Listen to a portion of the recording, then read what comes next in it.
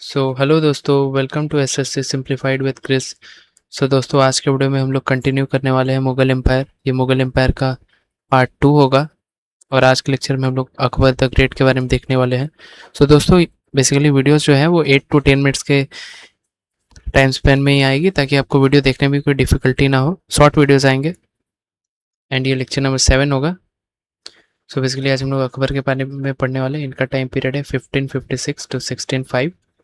इसे मुगल एम्पायर का golden age भी कहा जाता है। The boy king ascends a fragile throne. Basically ये काफ़ी छोटे उम्र में ये थ्रोन पे बैठे थे एंड ये हुमायूं के सबसे बड़े बेटे थे।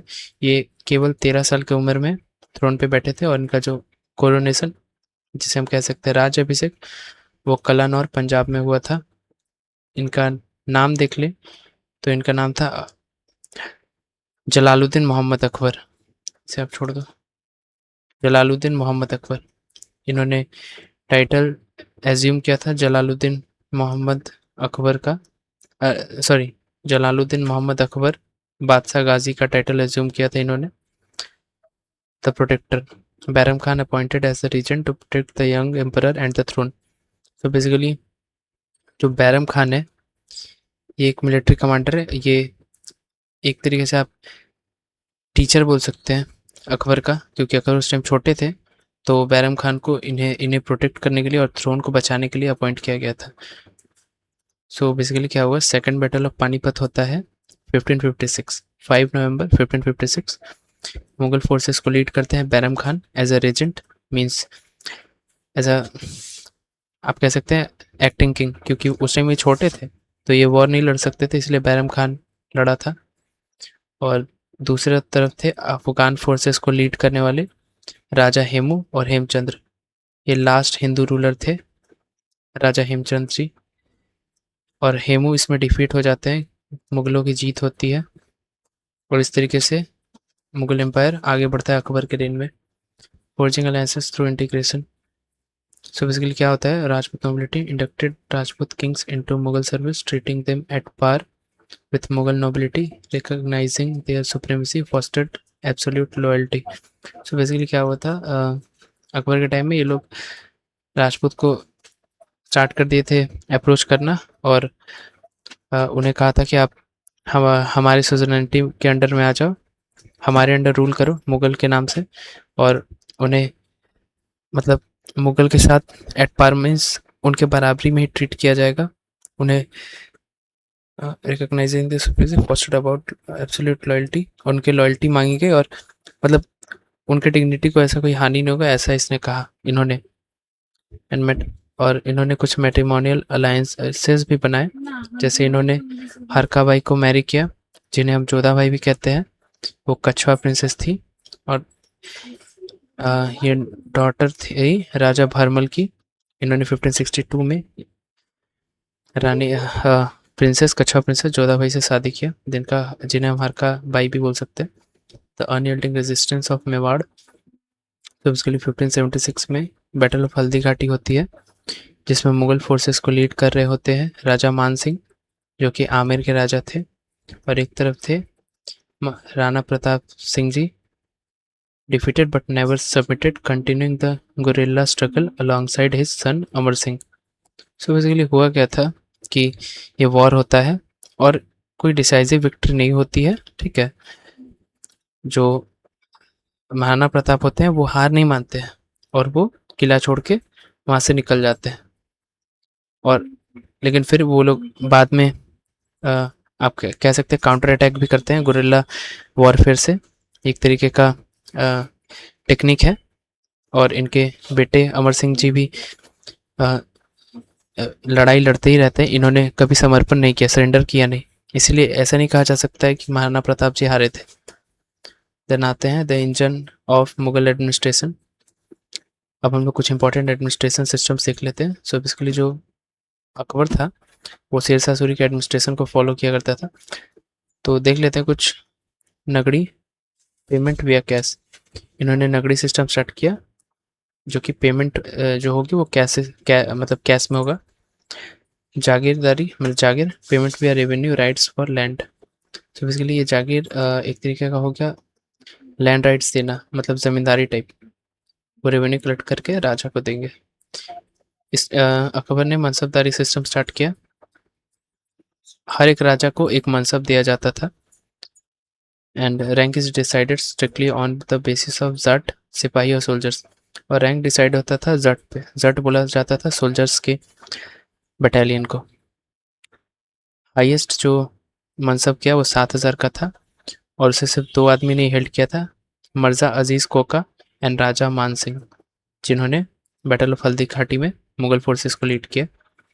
अब आते हैं categorising the land to fund a golden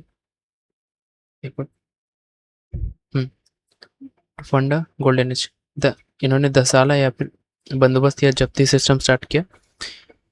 इसको बेसिकली जो है 10 year land revenue estimate system spearheaded by finance minister Todarmal. तो बेसिकली ये जो सिस्टम है दसाला सिस्टम या फिर जब्ती सिस्टम, इसे अकबर के फाइनेंस मिनिस्टर तोदरमल ने इंट्रोड्यूस किया था। पोलाज, परौती, छाछर, बंजर। इसके हिसाब से टैक्सेस लगेगा इन ज़मीनों के हिसाब से। तो मैं इसको पूरा आपको डिफाइन करूँगा। बेसिकली इसमें क्या होता था, पुलाज जो है वो ये ऐसा लैंड था जिसमें हर साल ही खेती होती थी और हर साल टैक्स लगेगा। परौती 1-2 साल में खेती, छाछर 3-4 साल में होने वाली खेती और बंजर 5+ ईयर्स में होने वाली खेती। बेसिकली ये इसलिए इंट्रोड्यूस किया गया ताकि किसानों के साथ डिस्पैरिटी ना हो और किसान कल्टीवेशन के हिसाब से टैक्स भरे। And moving toward a unified imperial faith, dismantling barriers.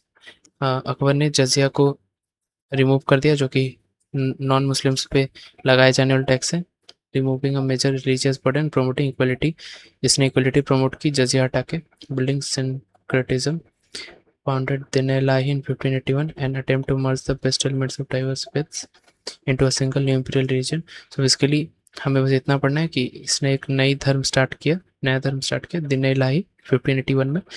और एक चीज़ नोट डाउन कीजिएगा कि सिर्फ बीरबल ही थे जिसने इस जिस बीरबल ही एक इकलौते हिंदू थे जिसने दिन इलाही सिस्टम को एक्सेप्ट किया, मतलब रिलीजन को। इनके 9 ज्वेल्स हुए कोर्ट में। बीरबल जो कि एडमिनिस्ट्रेटर थे, मतलब इनके एडवाइज़र थे। तोदरमल ये प्राइम मिनिस्टर है बीरबल। तोदरमल फाइनेंस मिनिस्टर है जिन्होंने दसाला या फिर जब्ती सिस्टम दिया। भगवान दास मनसबदार है, ये भरमल के बेटे हैं, राजा भरमल, जिनकी बेटी से इन्होंने शादी किया जोधाबाई से। राजा मान सिंह भी मनसबदार थे, जो कि पोते थे राजा भरमल के। अबुल फजल स्कॉलर या स्टेट्समैन थे। फैजी भी स्कॉलर या स्टेट्समैन थे और ये अबुल फजल के भाई थे। तानसेन म्यूजिशियन थे, ये रेवा या ग्वालियर घराने से बिलोंग करते थे। इनका रियल नेम था रामतनु पांडे और इन्हें अकबर ने मियाँ का टाइटल दिया था। एंड आते हैं अब्दुल रहीम खाने खाना, ये भी स्टेट्समैन एंड हिंदू पोइट थे। मुल्ला द प्याजा इनके एडवाइज़र थे। Documenting the dynasty. तो अब आते हैं अकबरनामा के ऊपर, जो कि अबुल फजल ने लिखा है, जो कि वन ऑफ द नवरत्न में से थे। फर्स्ट वॉल्यूम में अकबर के एंसेस्टर्स के बारे में दिया गया है। सेकंड वॉल्यूम में अकबर के रेन के बारे में दिया है एंड थर्ड वॉल्यूम में एन अकबरी मतलब अकबर के एडमिनिस्ट्रेशन के बारे में दिया गया है। Carving imperial power in red sandstone. The city Fatehpur Sikri specifically built in honour of the Sufi sant Salim Chishti. इन्होंने सूफी संत सलीम चिश्ती के ऑनर में फतेहपुर सिकरी कंस्ट्रक्ट करवाई। इन्होंने कुछ फोर्ट्स बनवाए, Agra fort, Lahore fort and Allahabad fort. Tombs and gateways के बारे में देख ले तो हुमायूं का टॉम्ब इन्होंने ही बनवाया दिल्ली में। और बुलंद दरवाज़ा बनाया। बुलंद दरवाज़ा तब बनवाया था जब उन्होंने गुजरात में विक्ट्री करी थी। अब आता है restless March of the capital city. 1571 में इन्होंने अपना कैपिटल जो है वो फतेहपुर सिकड़ी में शिफ्ट कर दिया। 1585 में इन्होंने सिकड़ी से लाहौर अपना कैपिटल शिफ्ट किया और 1598 में अगेन इन्होंने लाहौर से आगरा अपना कैपिटल शिफ्ट कर दिया। फाइनल कैंपेन जिसके बाद इनकी मौत हो गई 1601 में।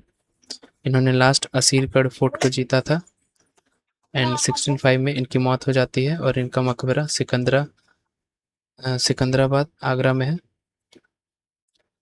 बेसिकली ये मुगल का गोल्डन एज कंसिडर किया जाता है। मिलिट्री एंड डिप्लोमेसी, कैसे पानीपत का युद्ध से लेके राजपूत को मुगल एम्पायर में मर्ज करने तक, और कैसे इन्होंने मनसबदारी और तहसाला रेवेन्यू सिस्टम को इम्प्लीमेंट किया।